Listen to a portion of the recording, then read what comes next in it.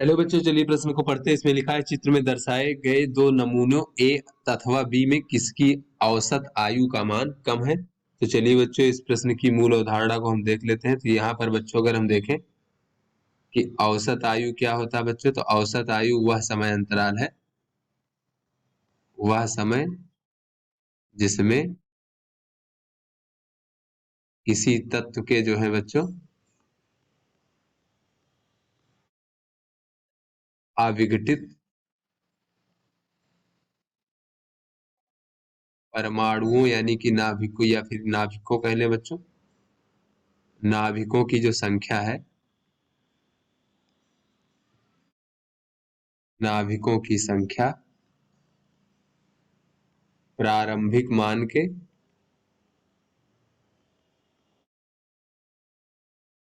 36.8% रह जाती है केवल, बाकी सारा विघटित हो जाता है बच्चों। तो उस समय अंतराल को जो है औसत आयु कहते हैं बच्चों। यहाँ पर देखते हैं, औसत आयु कहलाता है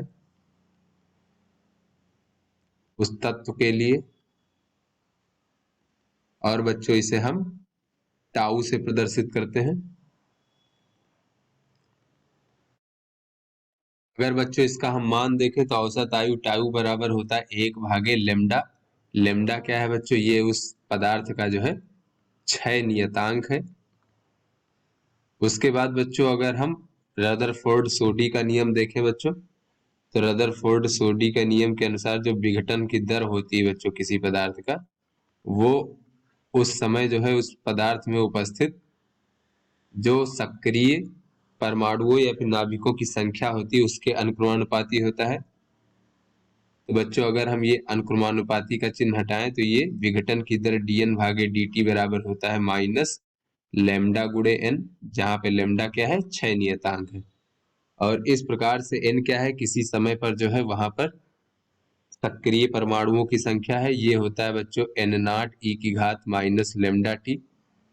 तो बच्चों ये n0 क्या है, ये t बराबर 0 पर यानी प्रारंभ में कितने सक्रिय परमाणुओं की संख्या थी, और समय के साथ इस प्रकार से ये घटती जाती है। तो चलिए बच्चों अपने प्रश्न को हल करते हैं। तो यहाँ पर अगर हम देखें बच्चों, तो हमें दो नाभिकों के जो है बच्चों, यहाँ पर दो नमूनों के ए और बी के विघटन की दर का समय के साथ में जो है ग्राफ दिखाया गया है, यानी dN/dt का टी के साथ ग्राफ दिखाया गया है बच्चों। तो ये t बराबर 0 है बच्चों। तो t बराबर 0 पर दोनों की विघटन की दर समान है बच्चों। तो और किसी समय t पर अगर हम देखें बच्चों इस प्रकार से, t बराबर t पर बच्चों इस प्रकार से, तो यहाँ पर बच्चों ये b की विघटन की दर है और ये a की विघटन की दर है। तो किसी समय t पर जो है, यहाँ पर देख लेते हैं बच्चों, पहले देख लेते हैं कि t बराबर 0 पर जो है विघटन की दर समान है बच्चों, यानी कि dN/dt जो a का है बच्चों वो बराबर है किसके, dN/dt b के, यानी दोनों के विघटन की दर समान है। विघटन की दर बराबर देखें बच्चों तो ये लेमडा गुणे n होता है बच्चों। तो ये हो जाएगा लेमडा a माइनस का लेमडा a, और Na बराबर हो जाएगा बच्चों लेमडा b और Nb इस प्रकार से। और ये बच्चों प्रारंभ है बच्चों, यहाँ पर t बराबर 0 है। तो t बराबर 0 पर जो परमाणुओं की संख्या होती है उसे हम n0 से प्रदर्शित करते हैं बच्चों। तो यहाँ पर ये हो जाएगा इस प्रकार से,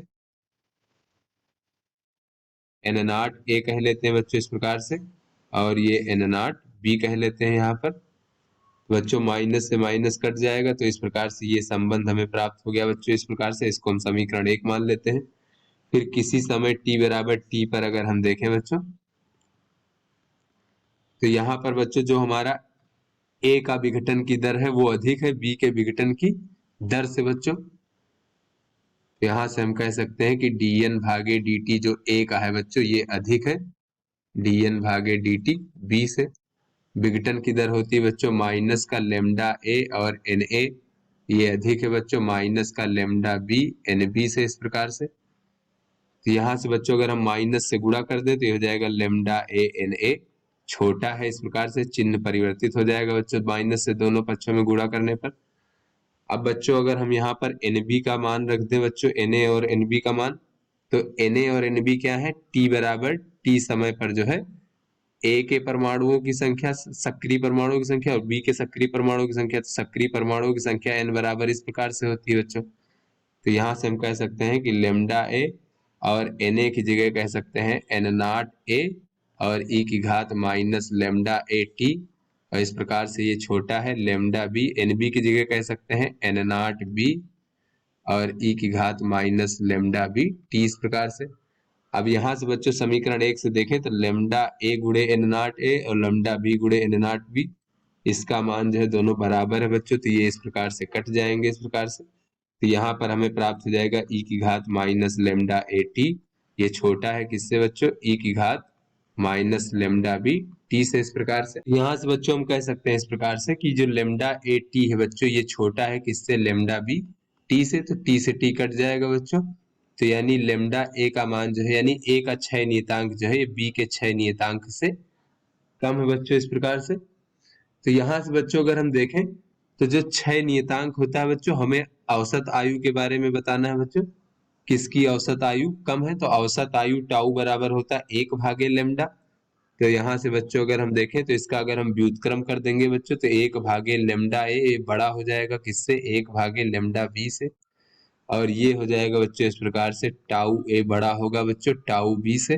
अर्थात हम यहाँ से कह सकते हैं कि जो हमारा बी है बच्चों, बी नमूने की औसत आयु का मान कम है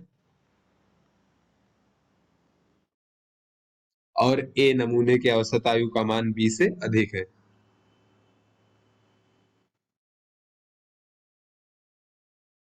तो आशा करते हैं बच्चों ये आपको समझ में आ गया होगा। धन्यवाद।